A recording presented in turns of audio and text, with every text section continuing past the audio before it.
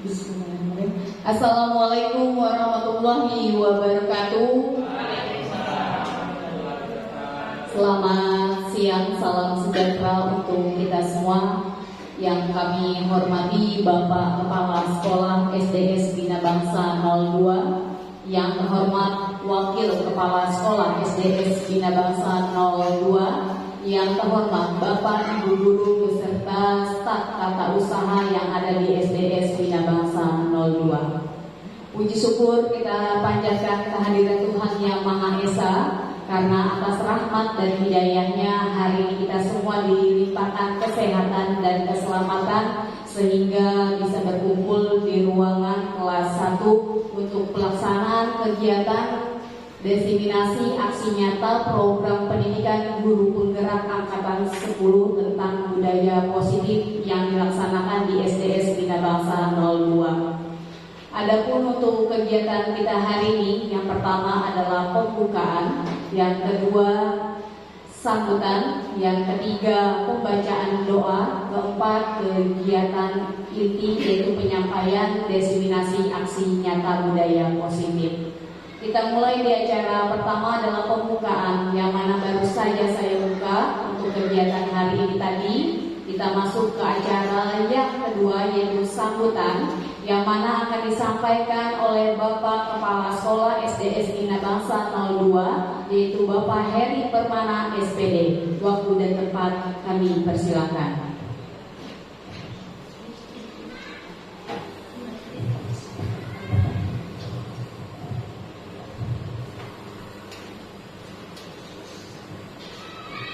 Assalamualaikum warahmatullahi wabarakatuh.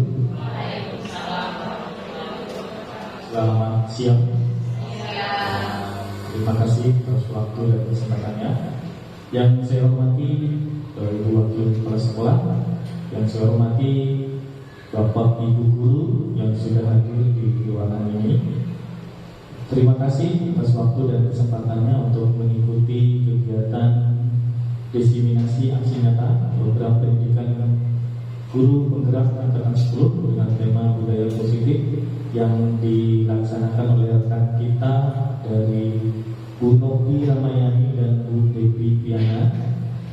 Semoga kegiatan ini dapat bermanfaat bagi kita semua dan tentunya juga dapat bermanfaat bagi sekolahan kita. Ya, baiklah, dengan ini saya nyatakan kegiatan diseminasi aksi nyata budaya positif program pendidikan guru penggerak SDS Bina Bangsa 02 saya nyatakan dibuka. Baik, terima kasih. Itu saja dari saya. Saya akhiri. Wassalamualaikum warahmatullahi wabarakatuh.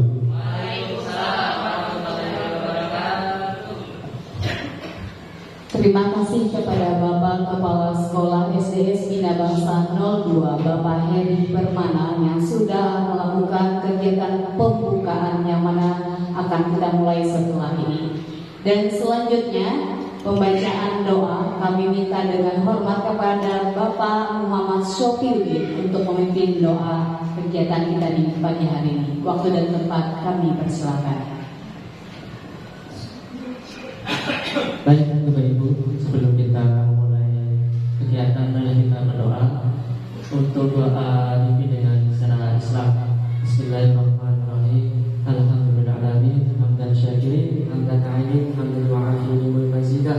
Ya Rabbana alhamdulillah wa sultani. Allahumma sholli wa sallim ala sayyidina Muhammad wa ala ali sayyidina Muhammad. Allahumma ighfir li dhunubi wa li walidayya warhamhuma kama rabbayani shaghira. Allahumma ighfir li dhunubi wa li walidayya warhamhuma kama rabbayani shaghira. Allahumma as'aluka fid wa 'ala jasad wa zidna bi 'ilmi wa barakatan fil rizqi wa tawfiqal maut wa rahmatan ila maut wa maghfiratan ba'da maut. Allahumma hawwin 'alaina bi sakaratil maut wa najina min hisab. Rabbana tusi qulubana wa tahdina inna antal wahhab. Rabbana atina fid dunya hasanah wa fil akhirati hasanah wa qina adzabannar. Walhamdulillahi rabbil alamin. Assalamualaikum warahmatullahi wabarakatuh. Ya, terima kasih kami ucapkan kepada Pak Muhammad Sofyudin yang sudah membacakan doa untuk kegiatan di pagi hari ini. Dan demikianlah untuk kegiatan pembukaan diseminasi aksi nyata budaya positif. Kami ucapkan terima kasih kepada Bapak Kepala Sekolah dan Ibu Wakil Kepala Sekolah yang sudah hadir untuk kegiatan pembukaan. Kami akhiri, terima kasih, selamat pagi dan wassalamualaikum warahmatullahi wabarakatuh. Bismillahirrahmanirrahim. Assalamualaikum warahmatullahi wabarakatuh. Waalaikumsalam warahmatullahi wabarakatuh. Selamat pagi Bapak Ibu. Selamat pagi Bapak Ibu. Dan terima kasih atas salamnya. Semoga dilimpahkan keselamatan yang sudah menjawab salam dengan ikhlas sedia. Ya, perkenalkan, saya adalah Novia Rahmayani. Saya adalah calon guru penggerak angkatan 10 Kabupaten Kota Waringin Timur, Kalimantan Tengah. Hari ini saya akan melakukan sebuah kegiatan diseminasi tentang budaya positif. Ya, Bapak Ibu, kita santai dulu sejenak karena hari ini akan membahas tentang budaya positif. Untuk mengeluarkan aura-aura positifnya, saya minta Bapak Ibu semua berdiri dulu berhadap-hadapan dengan teman sebangkunya. Bu Safira boleh bersama Bu Dewi. Ya, Pak Boy bisa dengan Pak Hairil. Memang nanti kita nggak air. Kemarin Pak Boy ini musuh mana? Suruh kita kalau kita 0914.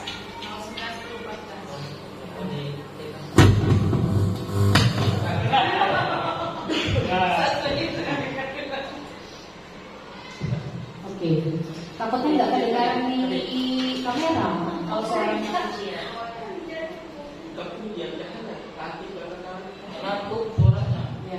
Oke, baik Bapak Ibu, kita untuk memunculkan aura positif, mari kita senyum dengan bahagia dulu dengan pasangannya, ya.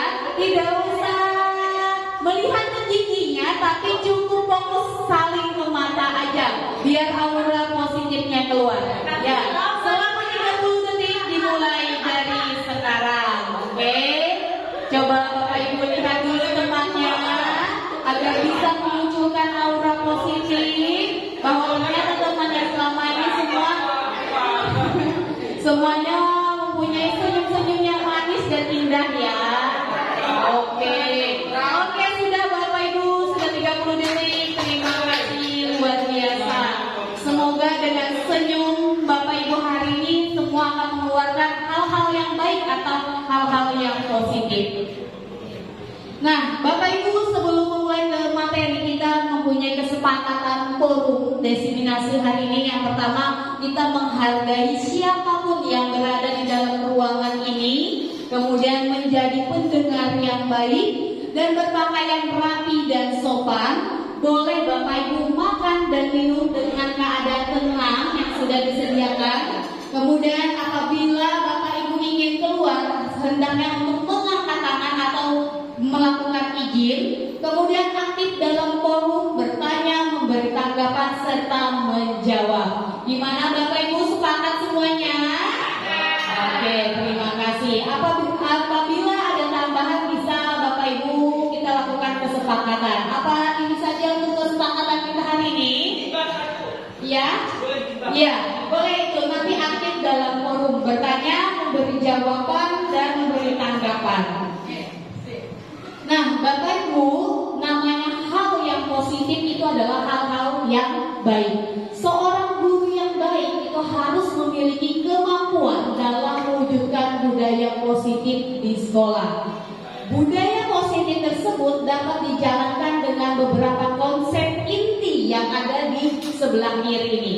Yang pertama adalah disiplin positif, baik untuk gurunya dan untuk siswanya. Yang kedua, motivasi perilaku manusia.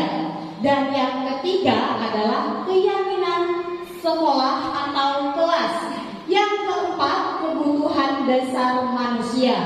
Dan yang kelima, posisi kontrol restitusi. Dan yang terakhir adalah segitiga restitusi. Dan inilah nanti konsep-konsep yang akan kita bahas tentang budaya positif.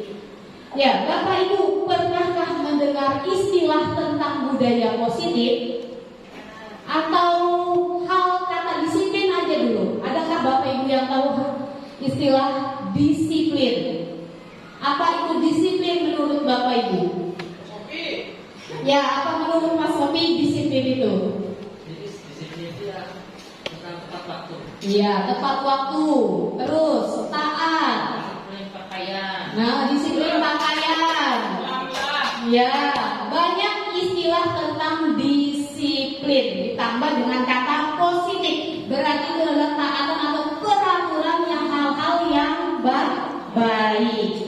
Nah, Bapak Ibu, disiplin positif itu merupakan suatu cara penerapan disiplin yang mengajarkan anak kita bertanggung jawab dan menumbuhkan kesadaran diri berdasarkan nilai-nilai kebajikan. Ada sebuah gambar yang ada di samping.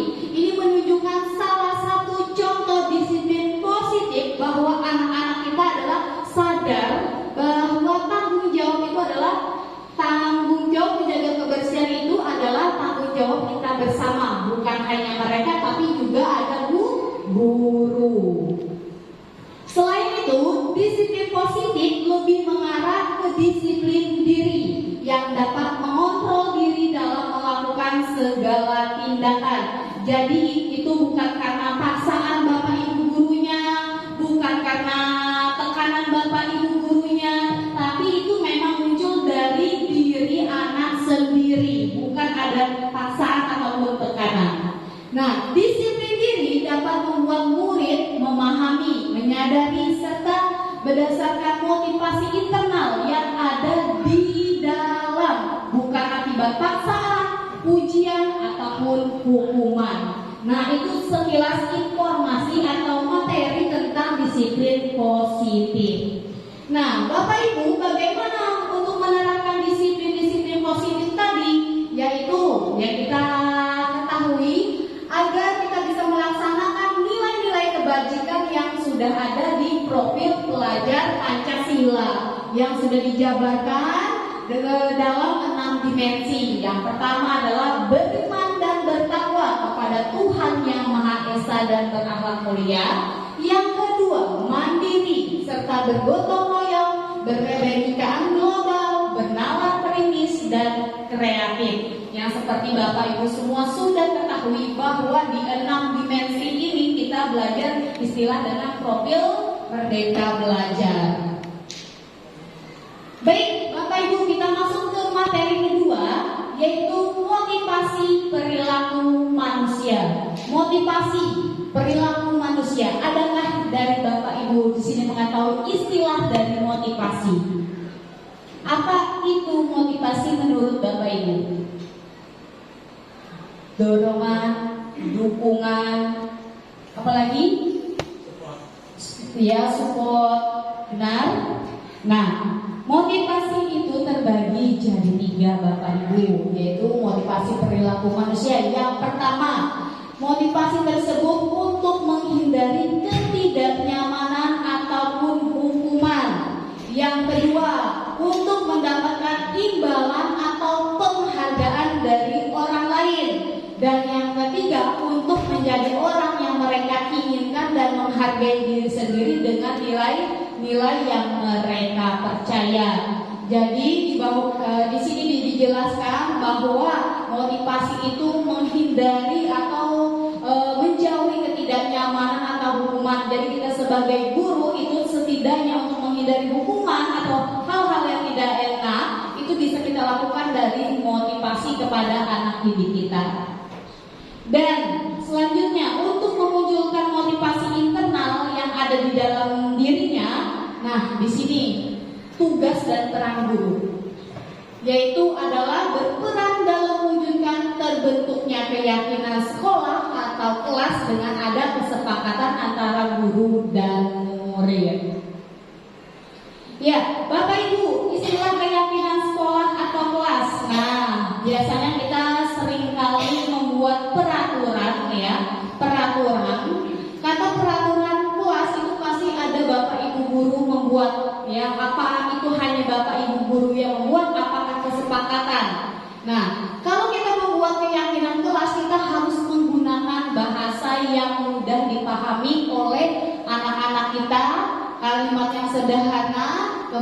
kalimat itu juga kalimat yang positif.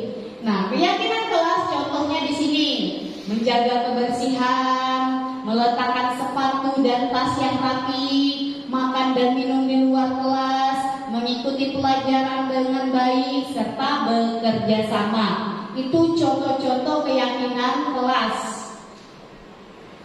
Nah, Bapak Ibu, saya mau minta Bapak Ibu untuk berdiri dulu semua, biar tidak tegang. Kita ice breaking dulu ya Bapak Ibu ya. Saya minta Bapak Ibu berdiri. Nah, sebentar. Ya, kita akan bergoyang-goyang dulu. Kita melakukan ice breaking biar Bapak Ibu semua santai ya.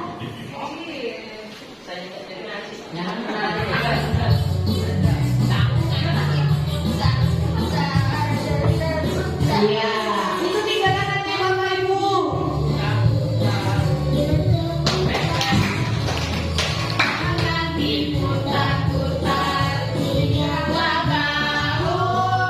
Tangan diputar-putar, peganglah lutut. Goyang-goyang, goyang-goyang, goyang-goyang. Tangan diputar-putar, peganglah diputar-putar, peganglah bahu. Tangan diputar-putar, peganglah lutut. Goyang-goyang, goyang-goyang, goyang-goyang. Tangan putar, diputar ke atas, diputar-putar, diputar ke bawah,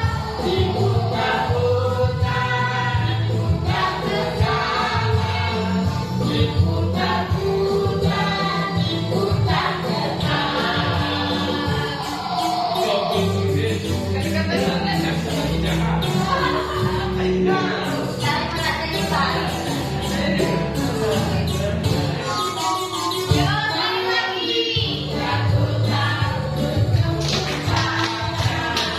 tangan diputar-putar, peganglah bahu. Tangan diputar-putar, peganglah lutut. Goyang-goyang, goyang-goyang, goyang-goyang. Tangan diputar-putar, tangan diputar-putar, peganglah bahu. Tangan diputar-putar, peganglah lutut. Digoyang-goyang, digoyang-goyang, digoyang-goyang. Diputar-putar, diputar ke atas, diputar-putar, diputar ke bawah, diputar-putar, diputar ke kanan, diputar ke kiri.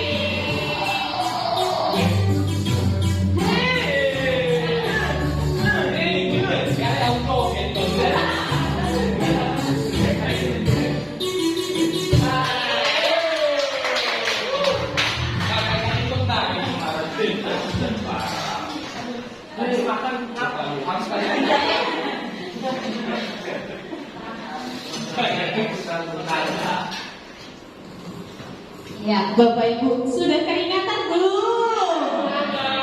Alhamdulillah, silakan diminum dulu air minumnya kalau sudah berkeringatan. Itu nanti ice breaking bisa Bapak Ibu gunakan di dalam kelas ya. Apalagi kalau kelas-kelas tinggi jam-jam 11 ke atas sudah mulai ngantuk, bisa digunakan untuk merilekskan kelasnya. Oke, kita akan lanjut tentang kebutuhan dasar manusia. Kita sebagai manusia itu perlu apa sih menurut Bapak Ibu? Ya, perlu makan, perlu duit, perlu istirahat, kasih sayang, perlu rumah, kasih sayang, benar. Yang Bapak Ibu sebutkan tadi semua adalah benar. Sebagai manusia kita mempunyai kebutuhan dasar, Di antaranya yang sudah Bapak Ibu sebutkan tadi. Nah, jadi ada 5 kebutuhan dasar kita sebagai manusia. Yang pertama adalah bertahan hidup. Yang kedua, kasih sayang dan rasa diterima. Dan yang ketiga, penguasaan. Yang keempat, kebebasan. Dan yang kelima adalah kesenangan. Bapak Ibu, di antara 5 ini sudah terpenuhi apa belum? Belum. Nah, yang mana belum terpenuhi, Pak? Bapak belum merasa bebas, belum bisa memilih. Nah, ya benar. Baik Bapak Ibu, ada sebuah studi kasus ya. Kita sebut saja Ibu Ani dan siswanya yang bernama Andi. Ibu Ani sedang bingung karena menghadapi pula salah satu siswa di kelasnya yang bernama Andi. Beberapa anak mengeluhkan Andi seringkali meminta bekal makan siang mereka dengan paksa. Jika Anda menghadapi situasi seperti Ibu Ani, apa yang Anda lakukan? Menurut Anda, kenapa Andi melakukan itu? Saya minta 1 atau 2 guru, mungkin Bu Safira.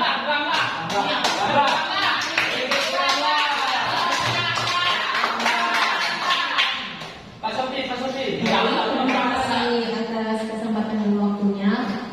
Untuk masalah kasus ini, Andi ini membuat resah teman-temannya karena dia meminta bekal makan siang teman-temannya dengan paksa. Menurut saya, yang pertama kali harus saya lakukan, saya harus menanya dulu siapakah orang-orang yang merasa dirugikan. Lalu setelah saya mengumpulkan cerita anak-anak ini, saya akan memanggil orangnya. Saya akan tanya kepada Andi, kenapa kamu meminta bekal? Tidakkah kamu dikasih samu atau jajan? Tidakkah kamu makan sarapan atau disiapkan bekal? Nah, setelah itu biasanya saya akan menanyakan beberapa orang. Misalnya kita ini tinggalnya di estate atau beden, pasti saya tanyakan dulu siapa tetangganya, ada nggak yang kenal sama dia. Nanti saya tanyakan ini ke siswanya, kira-kira kenapa ya dia kayak gitu, kamu tahu nggak? Nanti kita kan bisa tahu bagaimana keadaan lingkungan sosialnya, karena kita tahu ya anak-anak itu kadang apa yang dia lihat langsung dia sebut, tidak seperti kita orang dewasa yang menyaring yang mana perlu disampaikan. Nah, setelah saya mendapatkan alasan dari beberapa pihak, baru langkah terakhir adalah saya akan menghubungi orang tuanya. Biasanya saya akan menghubungi secara WhatsApp, misalnya saya pertanyakan pelan-pelan, atau biasanya saya tanya lagi ke orang tuanya, apakah Anda mau kita ketemu langsung untuk membicarakan ini, apakah kita perlu dari versi WhatsApp aja. Karena menurut saya kita nggak bisa menyelesaikan masalah ini hanya kepada siswa, karena masalah bekal makan siang itu adalah tanggung jawab dan urusan orang tuanya. Jadi kita harus melibatkan orang tua, walaupun ini dilakukan anaknya sendiri, tapi keterlibatan orang tua yang paling besar di sini. Terima kasih. Ya, terima kasih kepada Bu Safira atas tanggapan studi kasus Ibu Ani dan siswanya yang bernama Andi. Mungkin di antara Bapak Ibu guru di sini pernah mengalami hal seperti ini? Pernah. Oke, saya minta pendapat Pak Sofi. Apabila pernah, bagaimana Pak Sofi menanggapi kasus seperti ini? Kalau saya langsung saja telepon orang tuanya. Langsung telepon. Soalnya kalau nggak dikabarin orang tuanya, tetap saja anak itu kadang nggak membawa bekal seperti itu. Jadi kalau ada hubungan berapa ini ada grup, langsung saja ditelepon orang tuanya. Langsung saja. Itu yang saya pernah. Terima kasih kepada Pak Sofi, langsung menghubungi orang tuanya ya tanpa basa-basi. Kalau Bu Safira tadi akan menyelidiki teman-teman yang terlebih dahulu, menanyakan kepada anaknya dan kepada orang tuanya. Nah, ternyata setelah kita panggil, Andi akan menjawab seperti ini. Karena dia lapar dan orang tuanya tidak membawakannya bekal makan siang, maka kebutuhan dasar yang sedang Andi penuhi saat ini apa? Kebutuhan bertahan hidup. Dia lapar Bapak Ibu, dia lapar, belum sempat makan. Untuk memenuhi kebutuhan dasarnya, dia terpaksa menggunakan secara paksa mengambil makanan teman-teman teman-temannya tadi, yaitu jadi kebutuhan dasar yang pertamaan dipakai adalah kebutuhan dasar untuk bertahan hidup atau survival. Tapi bagaimana kalau Andi menggunakan alasan yang kedua? Karena dia merasa senang temannya jadi memperhatikan. Saat dia mengambil makanannya, dia merasa senang saat teman-temannya memperhatikan dia. Ketika temannya melakukan tindakannya kepada gurunya tadi, dan gurunya memberitahu orang tuanya, seperti yang Bu Safira katakan tadi, sehingga orang tuanya akan lebih peduli serta akan lebih memperhatikan, maka kebutuhan dasar yang sedang Andi penuhi itu apa? Kebutuhan dasar kasih sayang dan rasa diterima. Mungkin dia di rumah kurang perhatian dari orang tuanya, jadi dia melakukan tindakan yang di luar, yang kurang baik menurut kita, untuk mencari perhatian atau kasih sayang dari orang tuanya, dari gurunya, serta dari teman-temannya. Dan apabila Andi menggunakan alasan yang ketiga karena ingin teman-temannya menjadi takut atau hanya ingin menakut-nakuti dan menuruti keinginannya, maka sebetulnya saat itu Andi sedang berusaha untuk memenuhi kebutuhan dasar, namanya kekuasaan. Mungkin di antara Bapak Ibu ada yang anaknya sedang bersikap seperti ini. Terkadang dia hanya sedang memenuhi kebutuhan dasarnya, yaitu kekuasaan, ingin diakui, ingin dihargai. Nah, Bapak Ibu, alasan Andi yang keempat, karena dia merasa bosan dengan makanan atau bekal yang dibawakan ibunya dari rumah, karena ibunya selalu membawakan bekal yang sama. Oleh karena itu, dia ingin mencoba makanan teman-teman yang beraneka ragam. Sedangkan saat itu berarti Andi sedang memenuhi kebutuhan dasarnya, yaitu kebebasan. Karena setiap pagi mamanya, orang tuanya memberikan telur. Sementara dia tidak ada hak untuk memilih, sesekali pengen mencoba ikan, mencoba ayam. Orang tuanya hanya memberikannya telur dan telur. Jadi saat itu sebenarnya Andi sedang memenuhi kebutuhan dasarnya, yaitu kebebasan. Pernahkah Bapak Ibu melihat atau mengamati siswa Bapak Ibu seperti ini di kelas? Mungkin ada siswanya yang hiperaktif atau bisa dikatakan nakal. Pernahkah Bapak Ibu bisa menyelidikinya sebenarnya dia ini memenuhikan kebutuhan dasar apa? Terkadang kita sebagai guru egois ya Bapak Ibu ya, kita berpikir bahwa anak itu nakal, kita tidak tahu posisinya anak itu di rumah seperti apa. Apakah kebutuhan dasarnya sebagai anak perlu kasih sayang, perlu perhatian sudah terpenuhi. Ya, kita pun sebagai orang tua ataupun sebagai anak dari orang tua kita pasti ingin diperhatikan, ingin diberi kasih sayang, ingin dihargai, diberi kebebasan. Nah, Bapak Ibu, ketika seorang murid melakukan perbuatan yang bertentangan dengan nilai-nilai kebajikan atau melanggar peraturan, hal itu sebenarnya dikarenakan gagal memenuhi kebutuhan dasar manusia. Jangan sampai kita sebagai guru beranggap apabila ada anak-anak yang sering melanggar peraturan itu adalah anak-anak yang nakal. Mereka hanya sedang memenuhi kebutuhan dasar manusianya. Jadi nanti Bapak Ibu bisa apabila menemukan siswa-siswinya di kelas bisa menggunakan teknik tadi, kita cari, kita selidiki terlebih dahulu sebenarnya anak ini kenapa, ada apa dengan dia. Mungkin kebutuhan dasarnya seperti kasih sayang yang belum terpenuhi, dia belum memiliki kebebasan, serta dia ingin hanya sebagai penguasa. Bahkan kadang kita sering ya menemukan anak-anak yang seperti geng-gengan. Nah, itu dia sebenarnya sedang berusaha untuk memenuhi kebutuhan dasarnya tentang penguasaan.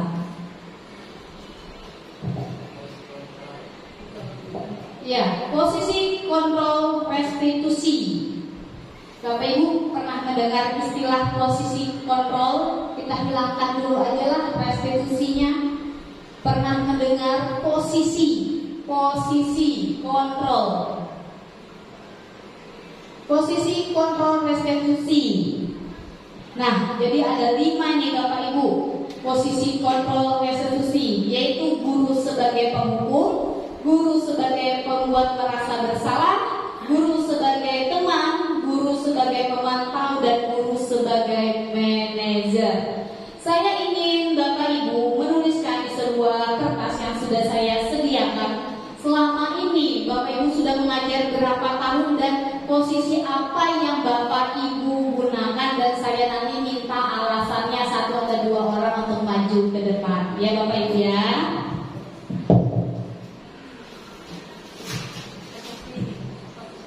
Ya, silakan Bapak Ibu untuk menuliskan posisi kontrol apa yang sering Bapak Ibu gunakan di kelas dan alasannya kenapa Bapak Ibu menggunakan posisi kontrol ini. Ya.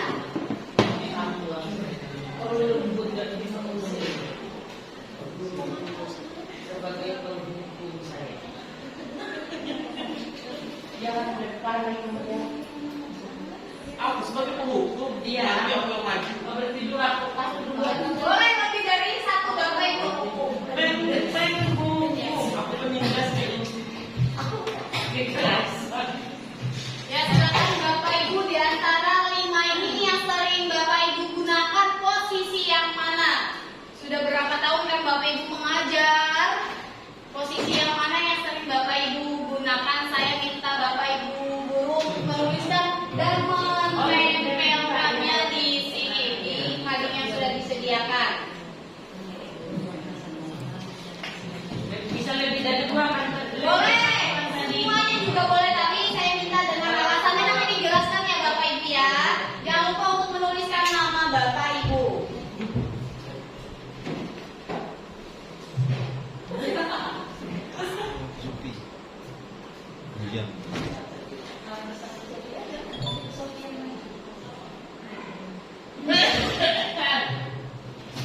Sambil diminum Pak airnya Pak.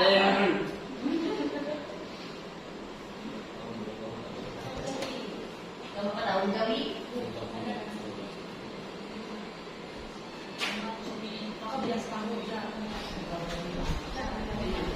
Ya, silakan Bapak Ibu menuliskan posisi kontrol yang sering Bapak Ibu gunakan.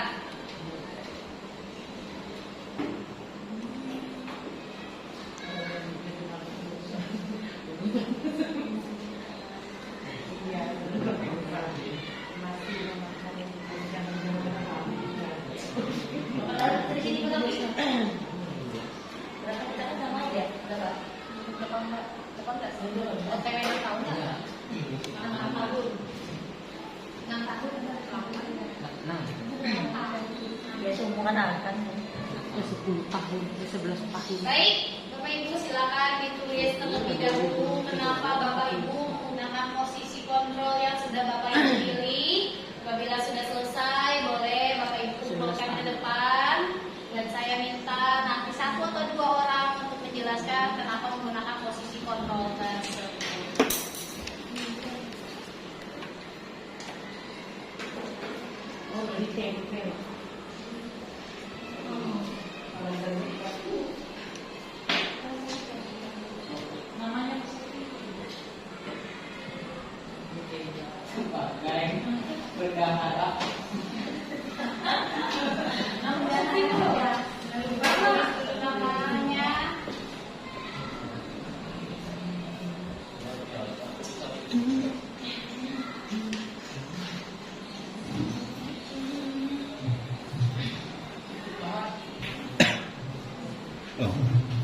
Ya, kita berbantu Tuhan Nafri.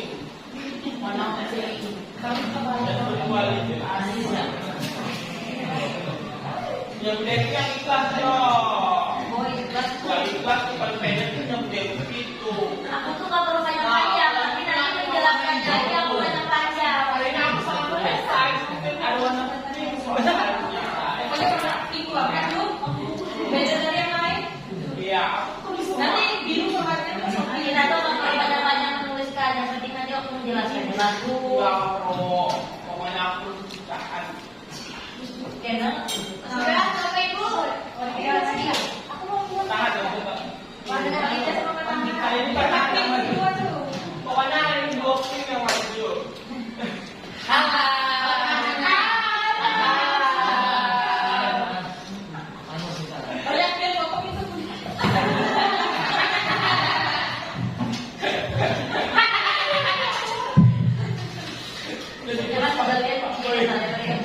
Baik, terima kasih kepada Bapak Ibu yang sudah merefleksikan diri, menuliskan posisi kontrol yang sering Bapak Ibu gunakan. Nah, di sini sangat menarik. Saya akan mengambil 3, satu dari tim biru, satu dari tim merah muda, dan satu dari tim warna hijau. Saya mulai dari tim biru dulu. Tulisannya sangat rapi, bersih, ya. Pasti ini sangat mencerminkan orangnya. Saya minta kepada Bapak Rija agar bisa maju ke depan.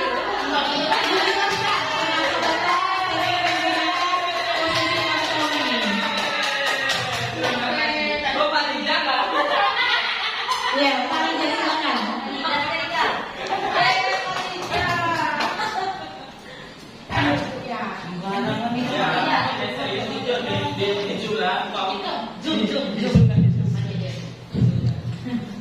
Oke, baik, terima kasih atas kesempatannya. Saya ucapkan selamat pagi.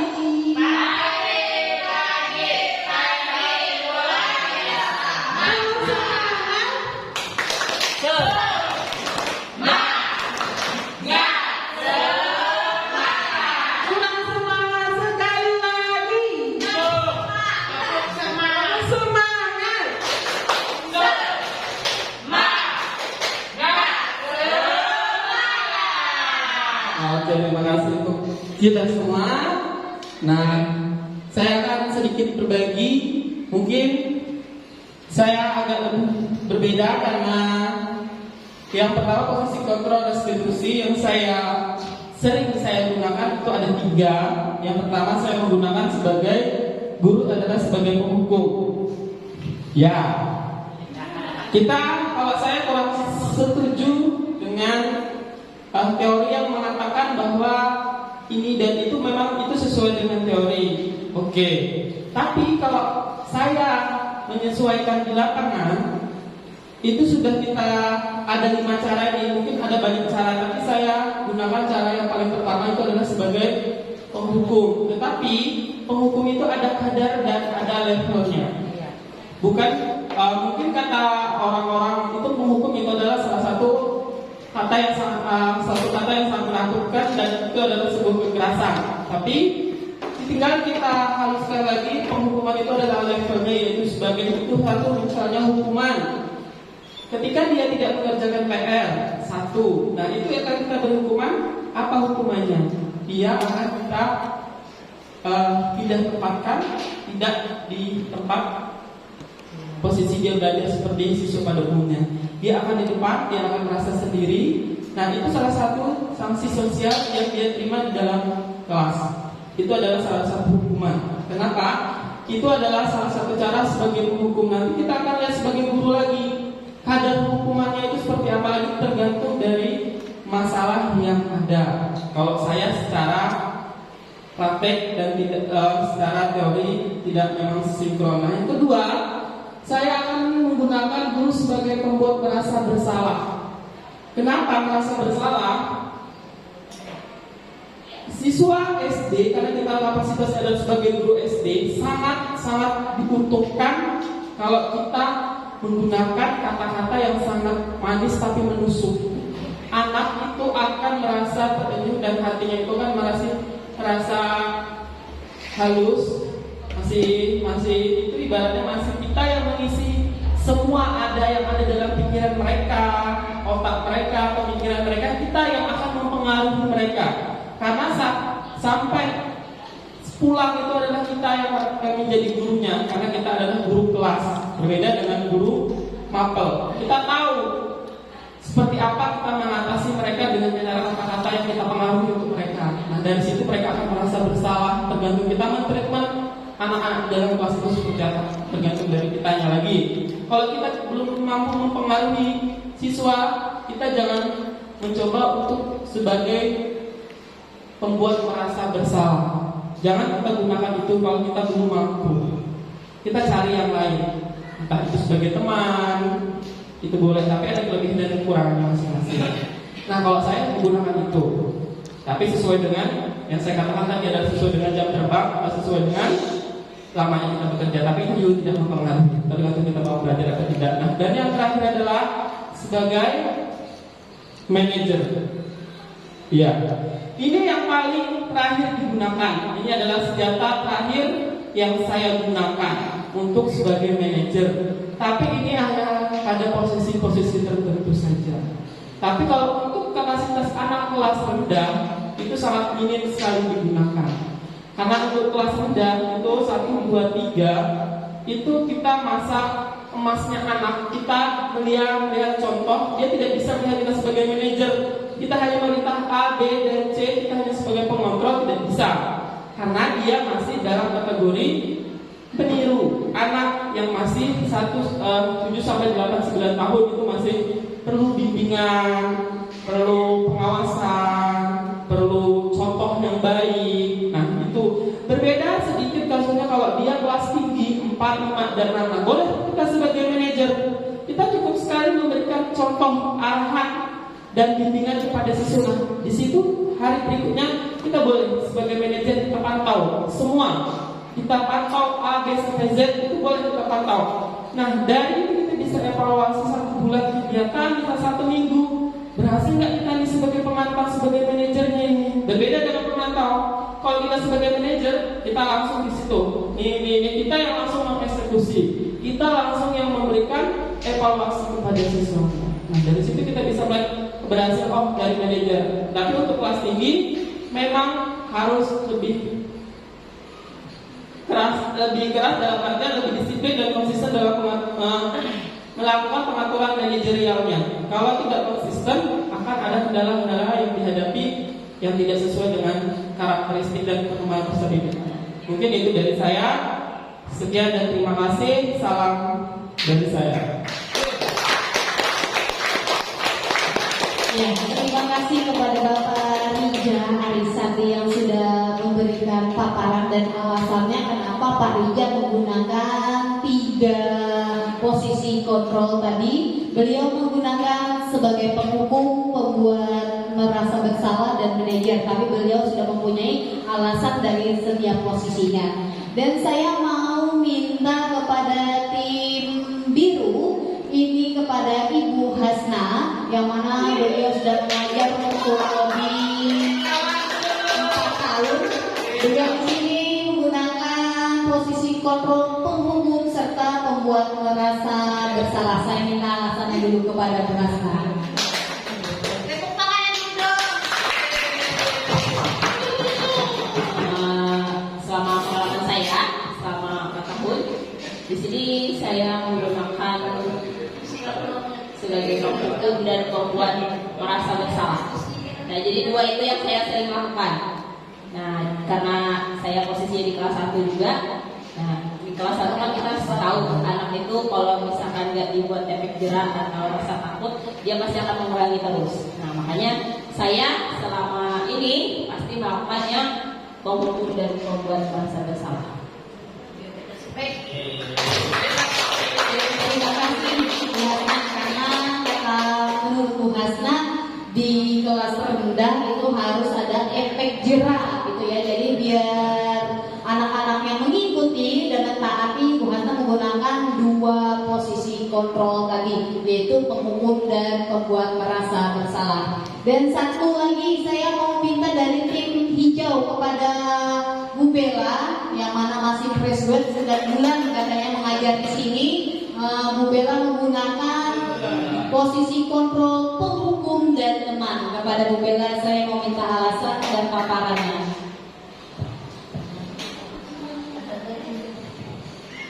Terima kasih Bu Novi atas waktunya.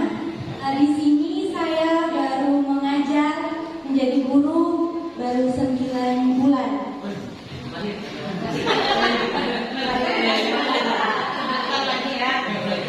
Dan di sini saya ditempatkan untuk menjadi wali kelas tinggi, yaitu kelas 5.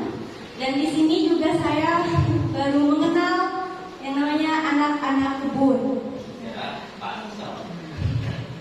Jadi di sini menurut saya di dalam kelas saya itu memiliki sifat yang agak-agak nakal. Jadi saya dalam sehari atau setiap harinya selalu saja ada hukuman, tetapi hukumannya tidak terlalu berat, ya mungkin memetik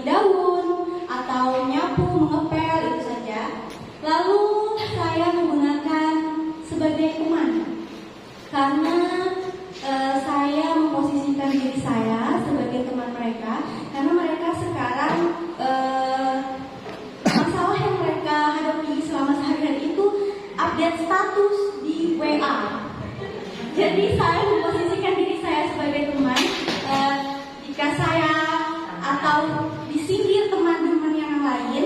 Nah, jadi ada siswa saya yang merasa disindir oleh temannya yang lain, lalu berkelahi di kelas. Jadi saya mendengarkan curhatannya, lalu kenapa kok kamu bisa tersinggung, ada apa? Iya Bu, dia bikin status menyindir saya. Saya berusaha menjadi seorang teman di saat posisi seperti itu. Sekian dan terima kasih. Ya, terima kasih luar biasa sekali ya, walaupun baru 9 bulan tapi Bu Bella sudah menggunakan 2 posisi kontrol, yang mana tadi penghukum dan yang kedua adalah sebagai teman. Seperti yang Bu Bella ceritakan tadi bahwa masalah-masalah yang ada di kelasnya terpaksa Bu Bella harus menggunakan posisi kontrol sebagai teman untuk mengetahui alasan-alasan anaknya kenapa mereka berkelahi atau ada masalah lainnya. Oke, baik Bapak Ibu, saya ingin setelah Bapak Ibu menuliskan, merefleksikan yang Bapak Ibu tulis, kita lihat dulu sebuah video tentang 5 posisi kontrol, yang mana setelah ini mungkin Bapak Ibu akan tahu yang mana posisi kontrol yang paling baik yang kita gunakan sebagai guru.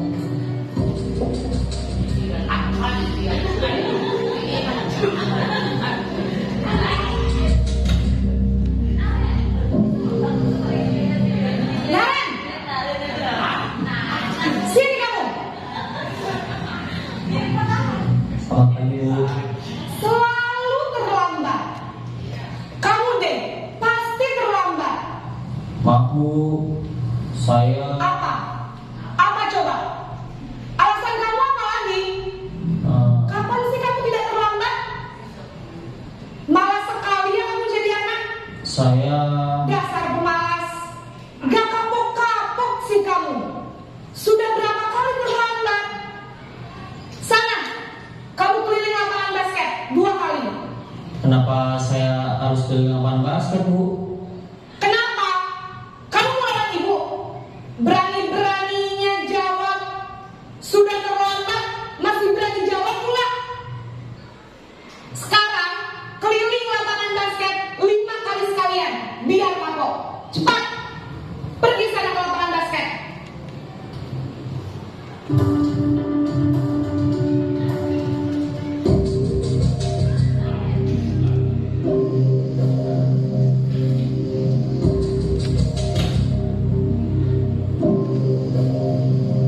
Naren!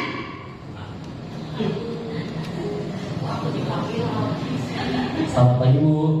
Naren, kamu kenapa terlambat lagi, nak? Ya Tuhan, Naren, kamu senang ya bikin ibu susah ya? Kalau kamu terlambat lagi, nanti ibu yang ditegur bapak kepala sekolah, nak. Disangka ibu tidak bisa membina kamu. Duh, gimana ini? Maaf Bu. Duh Gusti Naren, kamu suka ya kalau ibu ditegur bapak kepala sekolah? Terus, sekarang ibu harus tulis apa yang di buku absen? Ini kamu sudah sering terlambat loh. Ibu harus apa coba? Maaf Bu. Maaf sekali. Ya sudah, lain kali jangan bikin ibu susah lagi ya nak ya. Ibu tidak akan kuat lagi kalau kamu begini terus. Bisa jantungan kalau ibu tegur bapak kepala sekolah.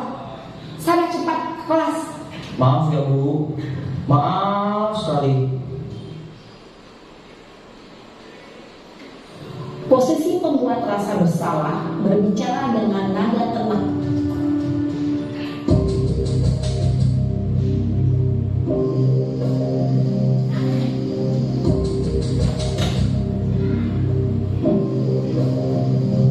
Naren!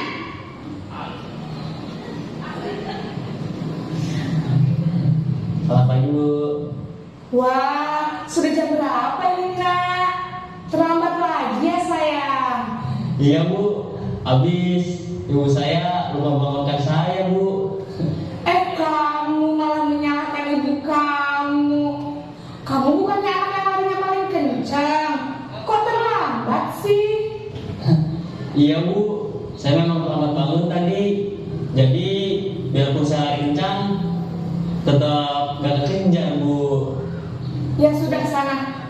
Nanti lain kali larinya lebih kenceng lagi ya, biar gak terlambat lagi.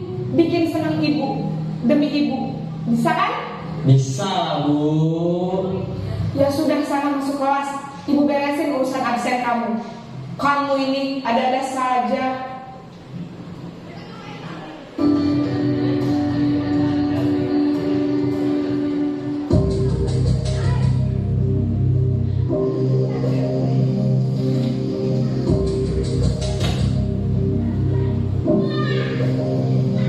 Naren!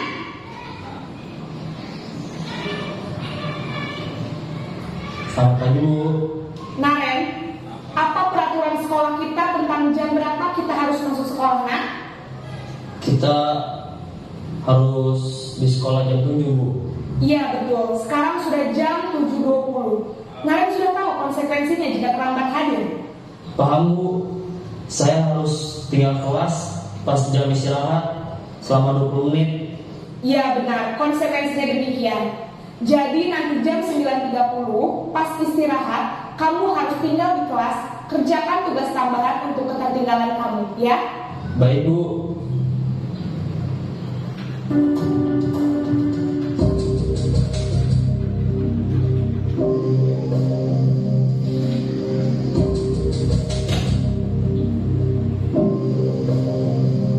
Naren!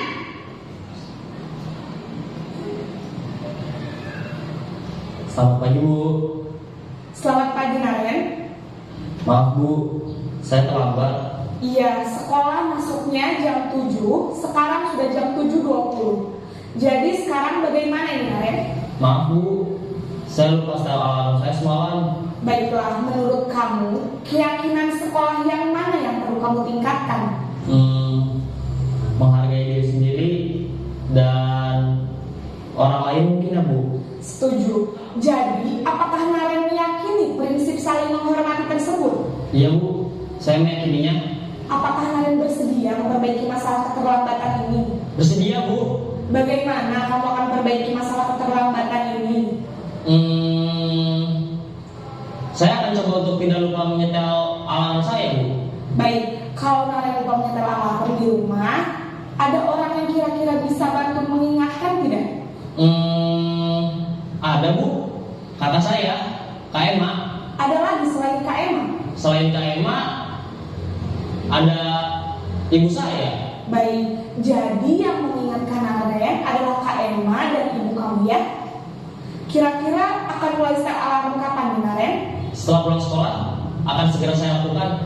Baik, jadi Naren akan setel alarm untuk bangun besok pagi dan akan diingatkan oleh kakak dan ibunda Naren, ya? Ada lagi yang mungkin perlu dilakukan, Naren, agar tidak terlambat bangun lagi? Tidak ada, Bu. Baik, Naren, terima kasih untuk kerjasama kamu. Sekarang kamu perlu kembali ke kelas untuk belajar. Baik, Bu. Terima kasih.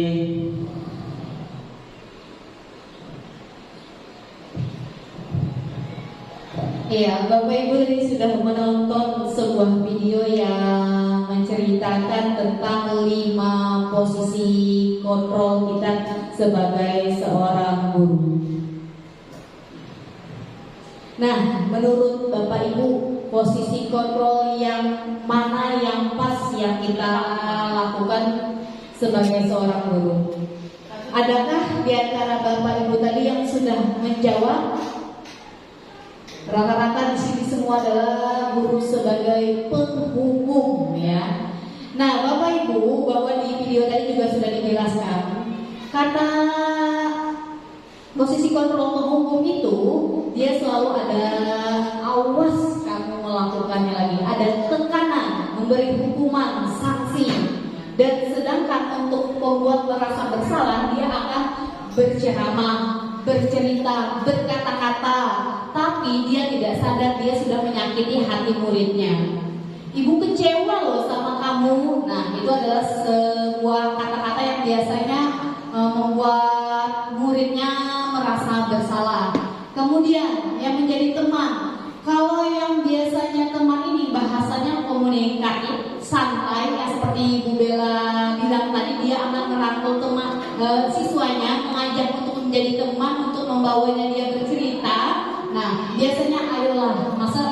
sama ibu, ayo coba ceritakan sama ibu. Itu adalah posisi sebagai teman. Kemudian pemantau, lebih banyak bertanya dan menginterogasi. Apa yang sudah kamu lakukan, itu termasuk dari pemantau. Kemudian yang kelima adalah manajer, bahasanya lebih halus, standar, dan diminta untuk bertanggung jawab. Nah, jadi adalah posisi manajer. Nah, Bapak Ibu,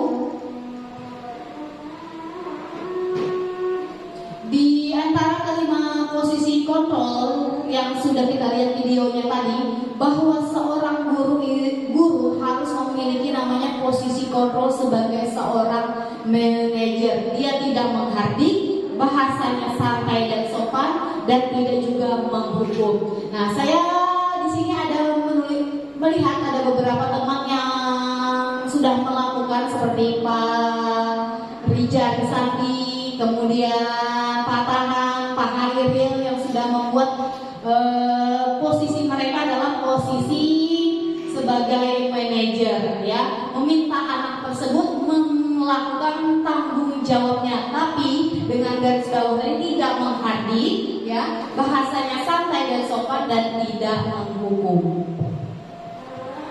Baik, Bapak Ibu, kita lanjutkan ke materi selanjutnya, yaitu tentang istilah segitiga restitusi.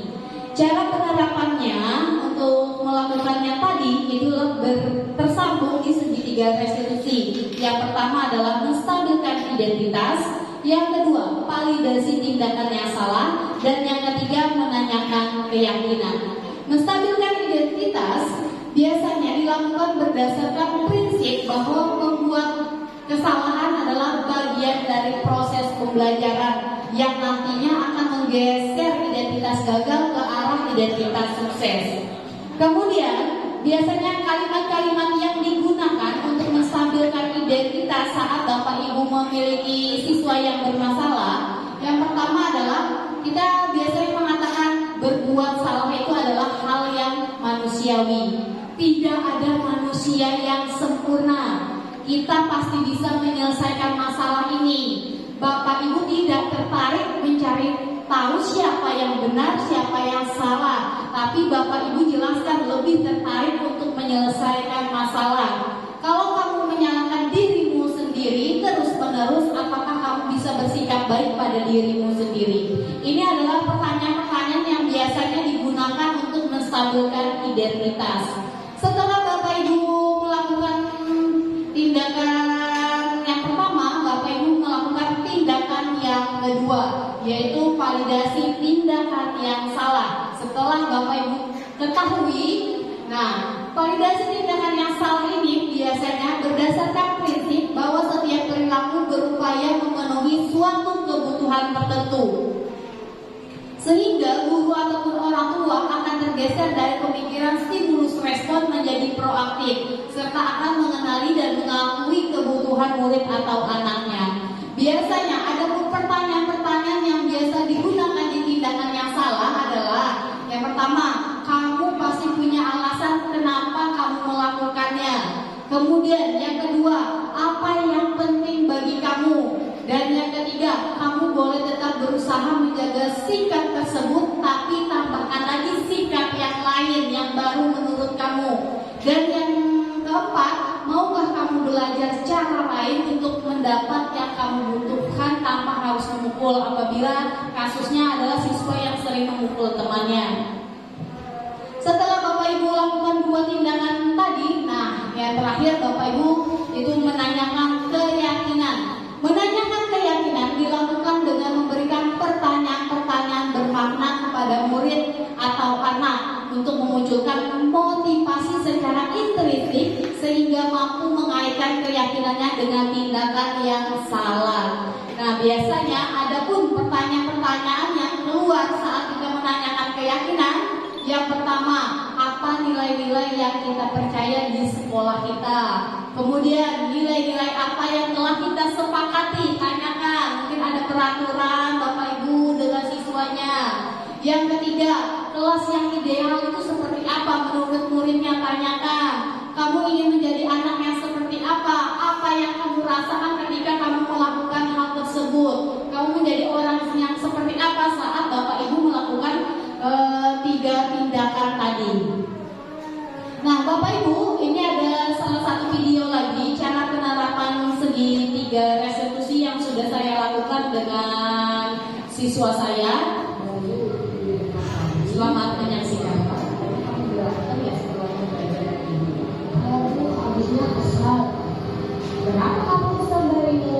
Kamu tidak salah berusaha menang. Kami saya tidak bisa membuat mereka mengejek saya laki-laki yang tidak pantas bermain bersama mereka dan membuat kami kalah. Adalah saya. Itu ya wajar ya kalau kamu marah. Jika itu di posisi kamu, mungkin itu juga akan marah dan akan melakukan yang seperti kamu lakukan. Ya, Bu. Terus apa yang kamu lakukan dengan teman-teman tadi? Saya marah kepada mereka. Tanpa sadar saya emosi dan merendam hati orang saya, Bu. Kamu sampai merendam? Ya, Bu. Oh begitu, kalau seperti itu pasti kamu punya alasannya dong. Iya, Bu. Tapi saya sedang sakit, Bu. Jadi saya tidak bisa berlari dengan maksimal mungkin walaupun saya sebenarnya sudah berusaha, tapi mereka menunjukkan saya atas kesalahan yang kami, Bu. Ya wajar lah kamu merasa marah. Sebenarnya kamu dalam keadaan sakit ya kakinya. Tapi menurut kamu apakah sampai menendang teman kamu apalagi kakinya itu sudah benar? Tidak, Bu. Nah, apa sudah sesuai dengan keyakinan kelas yang sudah kita sepakati Bayu? Tidak, Bu. Nah, keyakinan kelas apa yang kamu langgar itu Bayu? Tidak menghargai sesama temanku. Benar. Menurut kamu harga itu penting nggak Bayu? Mungkin, Bu. Nah, kalau penting, harusnya tadi kamu bersikap seperti apa? Bersikap lebih sama, Bu. Benar Bayu, seharusnya kamu tadi lebih sabar. Apakah Bayu bersedia untuk memperbaiki ini? Saya akan belajar lebih sabar dalam menahan marah-marah saya. Jika ada yang mengejek saya akan melaporkan kepada ibu atau lainnya saya. Benar sekali bahkan Bayu, jadi harus tetap semangat, belajar sabar. Apabila ada masalah dengan teman-teman kamu, kamu tahan dulu, kamu laporkan ke wali kelas ataupun ke ibu. Ya Bayu ya. Baik, silakan Bayu kembali ke kelas. Terima kasih, Bu. Ya. Ya, Bapak Ibu, tadi ada sebuah video yaitu tentang cara penerapan segitiga restitusi dengan menggunakan pertanyaan yang sudah saya lampirkan tadi.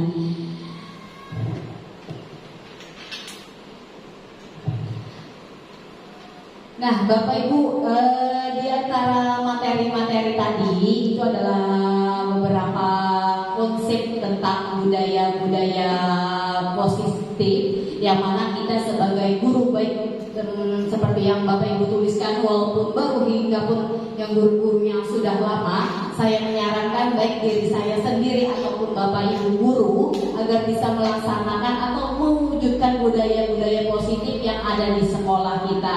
Jadi ada pun konsep-konsepnya seperti yang pertama tadi disiplin positif, kemudian motivasi perilaku manusia, kemudian keyakinan sekolah atau kelas, membuat kesepakatan antara guru dan murid, kemudian mengetahui kebutuhan dasar manusia, jangan langsung menghardik siswanya kenapa anak ini nakal, tapi kita cari tahu dulu kebutuhan dasar apa yang kurang, yang belum terpenuhi olehnya. Kemudian menggunakan posisi kontrol restitusi yang ada 5 tadi, Bapak Ibu sudah menuliskannya juga, merefleksikannya juga, dan yang terakhir adalah segitiga restitusi. Ya, ini paparan materi yang sudah saya sampaikan untuk diseminasi aksi nyata tentang budaya positif. Mungkin dari Bapak Ibu ada yang ingin ditanyakan terlebih dahulu sebelum saya akhiri.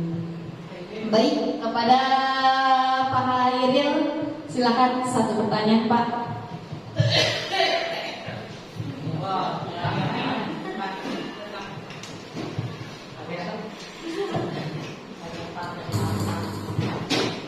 Tetap ya.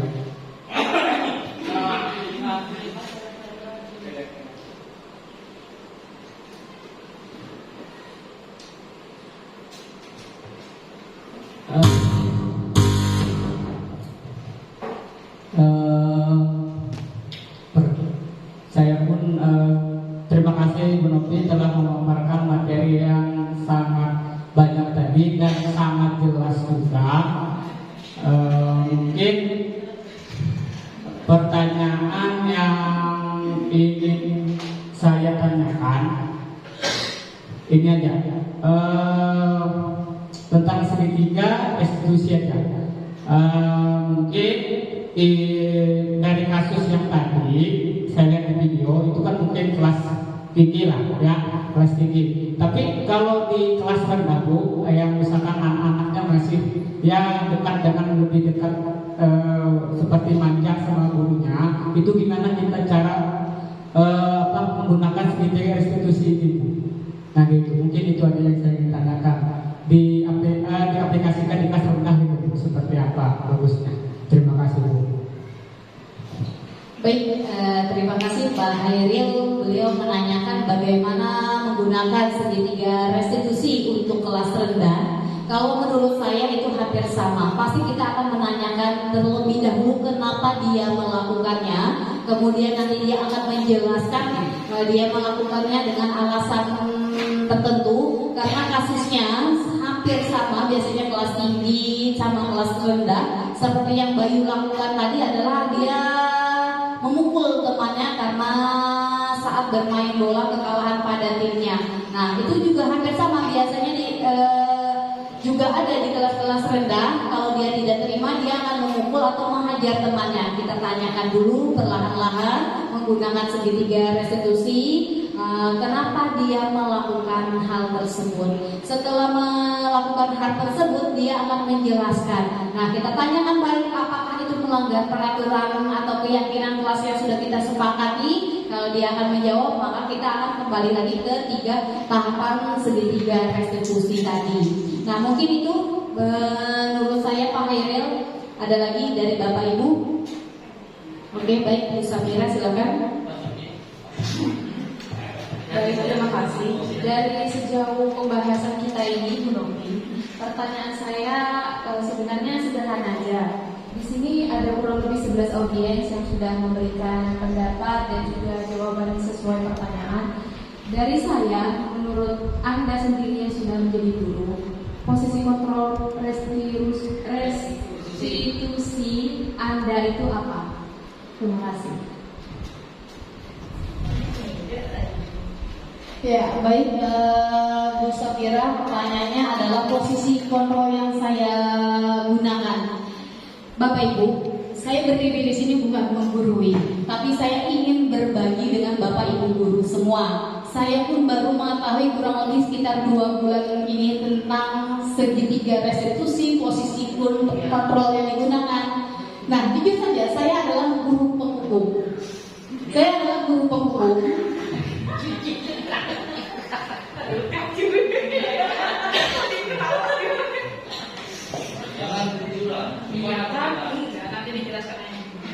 Baik, posisi kontrol yang saya gunakan adalah dari semua itu saya menggunakan Bu Sabira. Dari penghukum, saya adalah guru yang sering menghukum apabila anak tersebut membuat kesalahan. Saya juga adalah pembuat merasa bersalah. Saya sering sekali melemparkan kata-kata, "Ibu loh kecewa sama kamu, ibu udah capek-capek," itu sering saya gunakan. Yang ketiga, saya juga memantau. Saya akan melempar pertanyaan-pertanyaan untuk mengetahui kenapa anak tersebut melakukan itu. Dan saya juga adalah guru sebagai teman. Mungkin Bapak Ibu semua sudah tahu saya ada tipikal guru yang paling dekat dengan anak-anak juga.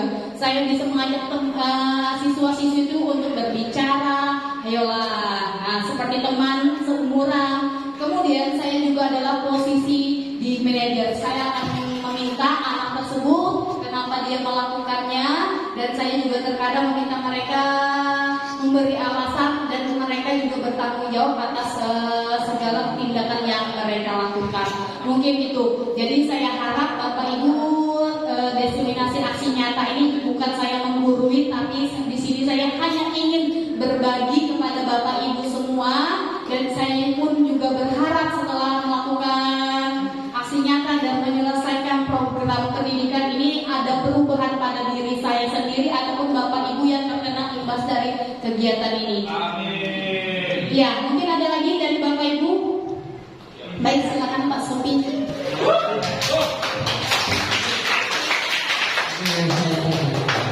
Apakah acara lain dari yang ketiga yang kita pun sekitar instruksi tadi ya kadang-kadang misalnya tidak hanya satu anak saja, misalnya ada kasus yang lebih dari satu anak atau berapa, itu bagaimana cara menangannya, apakah itu cara yang khusus atau cara jitu atau ada lagi cara yang lain selain ketiga restitusi tadi itu.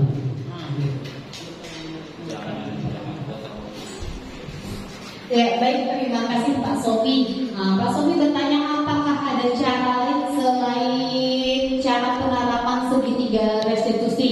Yang seperti di sini ya. Yang pertama kita harus menstabilkan identitas. Kita jelaskan kepada anak bahwa setiap manusia itu wajar apabila pernah melakukan kesalahan. Bapak Ibu guru pun juga pernah melakukan kesalahan. Bahkan mungkin di masa kecil Bapak Ibu guru pun waktu di SD usia kamu juga pernah melakukan kesalahan. Nah, dari situlah setidaknya anak itu akan terpikirkan, akan terlintaskan bahwa hal yang salah itu adalah manusiawi, asal dia tidak melakukannya secara berulang-ulang. Setelah Pak Sofi tadi menstabilkan identitasnya dengan pertanyaan-pertanyaan yang ada di sini, ini yang kita jelaskan. Nah, nanti Pak Sofi akan lanjut ke untuk menstabilkan identitasnya. Biasanya di menstabilkan identitas ini nantinya akan menggeser dari hal yang tidak baik ke hal yang baik, yaitu dengan melemparkan pertanyaan-pertanyaan yang ini.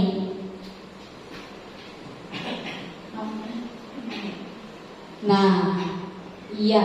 Nah, Pak Sofi bisa tanyakan, kenapa dia melakukan? Kenapa kamu melakukan? Pentingkah bagimu itu sampai memukul temanmu? Kenapa kamu tidak bisa berusaha? Apakah kamu bisa bersikap yang lain, hal-hal yang baik? Apabila Pak Sofi sudah selesai melakukan tindakan yang salah, kemudian yang terakhir adalah Pak Sofi menanyakan keyakinan, yaitu kepada anak tersebut dengan melemparkan contoh-contoh pertanyaan yang ada di slide ini. Nah, tanyakan nilai-nilai yang kita percaya di sekolah apa sudah baik apa belum. Terus kan juga ada kesepakatan tadi antara guru dengan siswa. Terus kelas yang baik itu seperti menurut murid seperti apa. Nah, apabila berulang maka namanya saja segitiga restitusi tanpa putus, maka itu akan dilakukan secara terus menerus sampai dia sadar. Mungkin menurut saya seperti itu Pak Sofi. Ada lagi Bapak Ibu? Baik, silakan Bu Bella.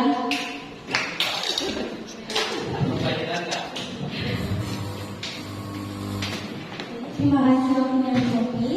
Di sini saya ingin menanyakan bagaimana dengan masalah yang kita tahu anak kelas saya juga ikut, yaitu membuat grup. Dan di sini saya baru mengetahui lagi bahwa si anak ini masih saja melanjutkan itu. Dia melakukan atau mengirim rekaman suara ke teman yang lain. Nah, itu bagaimana ya Bu cara mengatasinya, sedangkan saya cuma bisa memberitahu atau mengasih tahunya saat di sekolah saja. Saya tidak bisa menghadapi dia saat di rumah seperti itu. Ya, baik, Bu Bella menceritakan sebuah masalah yang ada di kelasnya, bahwa ini sebenarnya sudah pernah ditegur, sudah sampai diberi hukuman, ternyata anak tersebut melakukan halnya lagi. Menurut saya, yaitu tadi yang pertama kita harus menanyakan, jelaskan terlebih dahulu. Kemudian apabila sampai anak tersebut masih melakukannya, apakah Bu Bella sudah pernah memanggil orang tuanya, berbicara secara langsung dengan orang tuanya?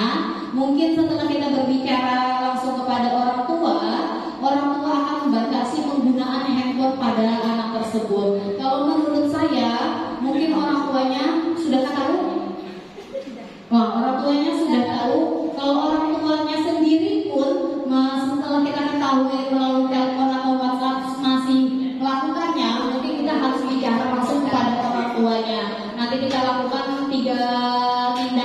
kita tanyakan baik-baik kenapa orang tuanya memberi kesempatan kepada anaknya tanpa ada kontrolan dalam penggunaan handphone. Mungkin seperti itu Bu Bella. Nanti juga bisa didampingi langsung dengan guru BP ataupun dengan Bapak Kepala Sekolah kita.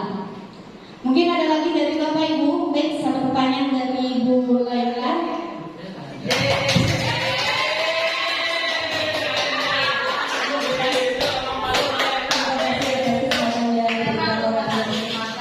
Untuk mengaplikasikan budaya positif ini, tentunya kan ada kerjasama antara guru dan orang tua. Nah, bagaimana ini? Karena saya punya beberapa anak yang memang di sekolah itu seperti melampiaskan emosinya di teman-temannya, karena mungkin di rumah kurang kasih sayang dan sebagainya. Dan saya pun pernah menyampaikan hal itu kepada orang tuanya, dan ternyata orang tuanya itu beliau bilang tidak bisa menasihati anaknya itu dengan harus dengan kekerasan. Bahkan anak itu biasanya bilang ke saya kalau di rumah sering dipukul sama orang tuanya. Nah, bagaimana mungkin saran dari Bu Nopis sebagai calon guru penggerak kepada saya wali kelas untuk menyampaikan hal itu kepada orang tua seharusnya. Terima kasih.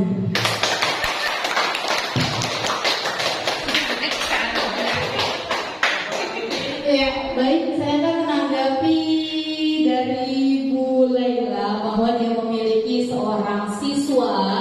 Ternyata setelah diketahui anak ini selalu menggunakan kekerasan ya, jadi dia akan melampiaskannya kepada teman-temannya. Apakah Bu Laila sudah bertemu dengan orang tuanya secara langsung?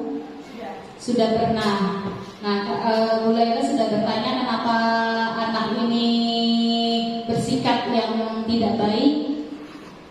Apakah orang tuanya mengakui atas segala tindakan yang dia memang lakukan? Bahkan ibunya itu bilang bahwa anak dia itu nakal dan ibu sama bapaknya sudah angkat tangan. Jadi kata beliau itu di sekolah mau diapain silakan.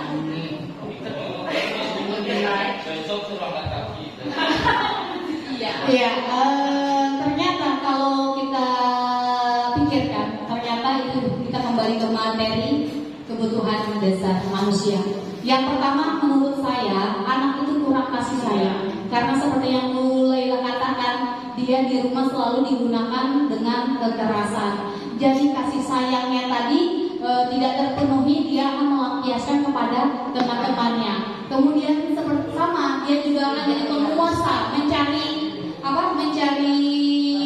kekuasaan di kelasnya. Dia ingin diakui oleh teman-temannya dan dia juga ingin bebas karena di dalam posisi di dalam rumah. Ya, itu kembali ke sentral itu ke orang tua, guru dan masyarakat. Kalau menurut saya ya Bu Laila, menanggapi hal-hal seperti itu harus dibicarakan langsung dengan orang tuanya dan langsung didampingi oleh kepala sekolah. Kenapa? Itu berefek samping kepada anaknya. Kalau anak diberikan hal-hal yang tidak baik atau dengan hal kekerasan terus-menerus, maka mental anak itu nanti bisa terganggu.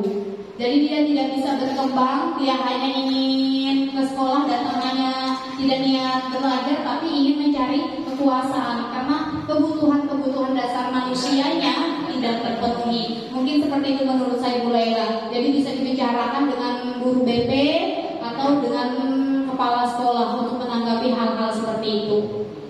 Bisa dipahami Bu Laila? Ada lagi Bapak Ibu guru? Baik, silakan Bu Devi.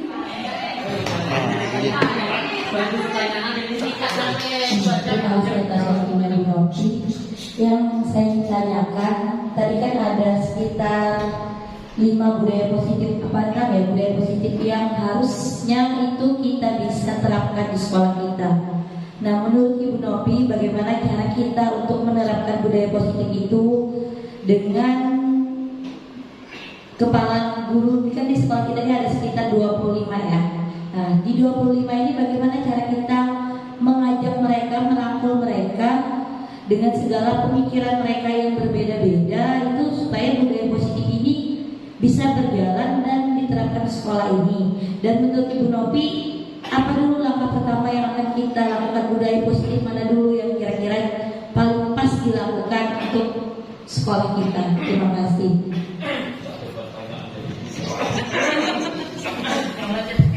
Ya, baik, saya akan menanggapi dari Bu Deki tentang bagaimana mewujudkan budaya positif yang ada di sekolah kita.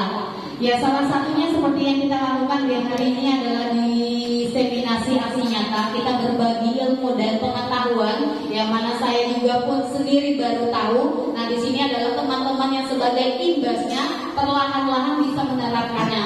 Yang pertama yang harus kita lakukan adalah yaitu yang pertama itu dari disiplin positif, motivasi dan keyakinan kelas. Itu yang paling pertama. Kenapa? Kita sebagai guru melihat motivasi disiplin anak itu dari dalam dirinya. Apabila anak ini sudah baik, bisa kita lanjutkan ke motivasi. Jangan lupa kita sebagai guru itu adalah sebagai motivator untuk anak-anak kita.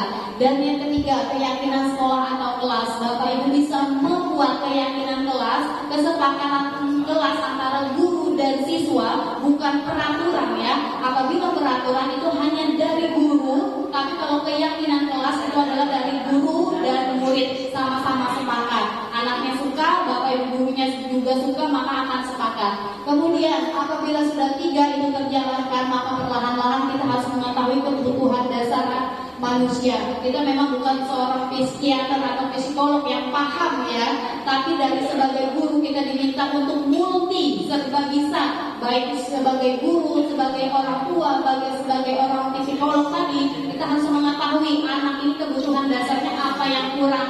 Apabila memang seperti kasusnya seperti Andi, mungkin ada di antara bapak ibu, maka tadi bisa bapak ibu lihat kebutuhan dasarnya yang belum terpenuhi apa, nanti bisa kita konfirmasi dengan orang tuanya. Kemudian apabila bapak ibu sudah mengetahui kebutuhan dasar manusianya yang belum terpenuhi apa, kemudian bapak ibu juga bisa menggunakan posisi kontrol restitusi yang mana tadi ada 5. Bapak ibu sudah tahu yang mana yang paling baik, perlahan-lahan kita akan menggunakan posisi manajer. Itu adalah posisi kontrol yang paling baik. Memang di antara lainnya terkadang kita gunakan, tapi kita bisa menyeimbangkan dengan posisi kontrol lainnya. Dan yang ketiga, apabila ada masalah ataupun problem, kita bisa menggunakan segitiga restitusi yang seperti slide tampilkan tadi. Mungkin seperti itu Bu Devi. Terima kasih. Ya, ada lagi Bapak Ibu? Baik, silakan Pak Rinja.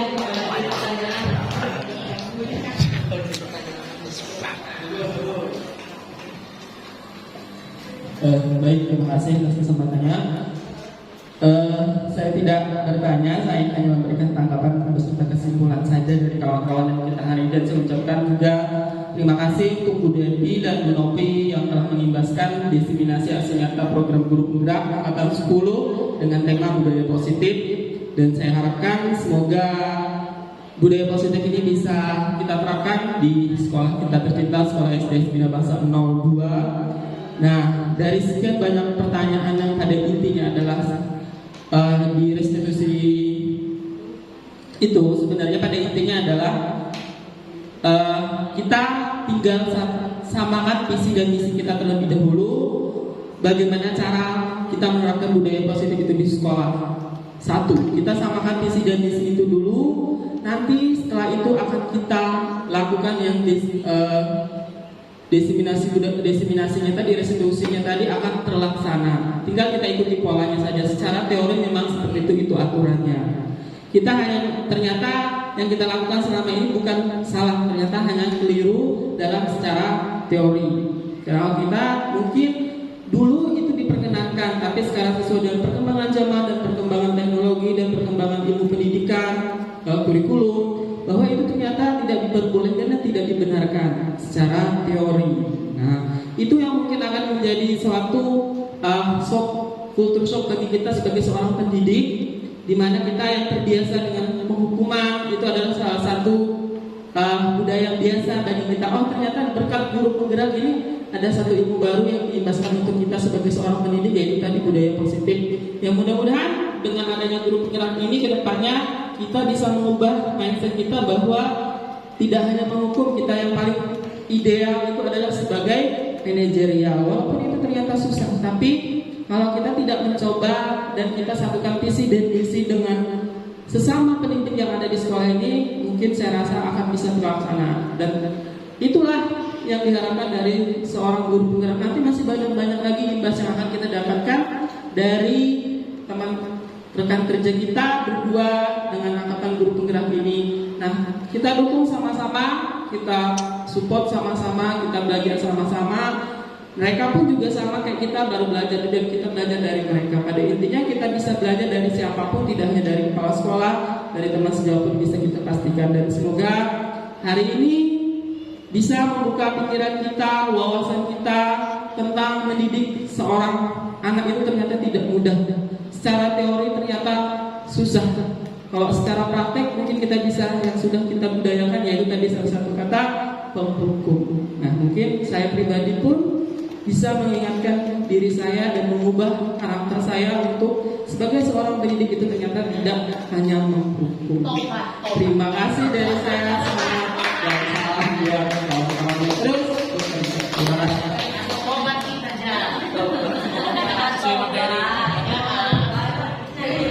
Ya, terima kasih Farida atas segala motivasi dan dukungan yang diberikan kepada kami, bahwa kami di sini pun sama-sama sedang belajar ya.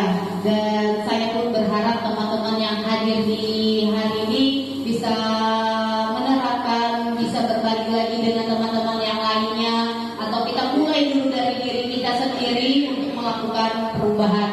Mungkin ada lagi yang Bapak Ibu ingin sampaikan? Terima kasih. Ya, baik Bapak Ibu, kalau tidak ada saya ucapkan ribuan terima kasih dan mohon maaf apabila dalam kegiatan diseminasi aksi nyata tentang budaya positif yang saya sampaikan tadi ada kata-kata yang kurang berkenan atau menyakiti rekan-rekan